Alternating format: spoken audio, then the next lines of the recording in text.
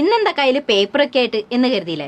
കാര്യമുണ്ട്. ഇതൊരാൾക്ക് കൊടുക്കാനാ. പേപ്പർ വാങ്ങാൻ പൈസ ഇല്ലാത്ത ആൾക്കാർക്ക് പിടികിട്ടില്ലല്ലേ? പറഞ്ഞുതരാം. 170 കോടി ബോണ്ടയായിട്ട് BJPക്ക് കൊടുത്ത് അളിയനെ വലിച്ചൂരി കൊണ്ടുവരാം. നാട്ടുകാരെ പറഞ്ഞു പറ്റിച്ച് അവരിൽ നിന്ന് നല്ലൊരു തുക പിരിച്ചെടുക്കുന്നുണ്ട്.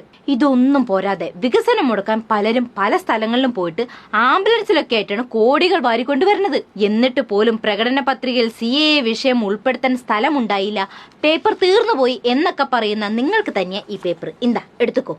അല്ലാണ്ട് പിന്നെ കോൺഗ്രസിന്റെ സ്വന്തം ചിദംബരാണ് പറഞ്ഞത് CAA വെട്ടിയത് തന്നെയാണ്, അത് സ്ഥലം ഇല്ലാത്തത് കൊണ്ട് ചെയ്തതാണ് എന്നൊക്കെ. ജനങ്ങളുടെ വോട്ട് വാങ്ങാൻ ഒരു ഉളുപ്പും ഇല്ലാതെ പൗരത്വ നിയമം പറഞ്ഞ് തെണ്ടുന്നുണ്ട്. പക്ഷെ പ്രകടന പത്രികയിൽ നിയമം റദ്ദാക്കുമെന്നോ അല്ലെങ്കിൽ അതിനെതിരെ പോരാടുന്നോ പറയാനുള്ള ആർജവില്ല. എന്നിട്ട് അവിടെ കിടന്ന് അങ്ങ് മെഴുക. അല്ല സതീശ, വെട്ടിയ ഭാഗം 8ാമത്തെ പേജിൽ ഉണ്ടെന്ന് പറയാൻ നിങ്ങൾക്ക് എങ്ങനെ കഴിഞ്ഞോന്നാ ഞാൻ ആലോചിക്കണേ. ഇത്രയ്ക്ക് തരം താഴ്ന്ന നിലപാടില്ലാത്ത ആൾക്കാരുണ്ടാവോ?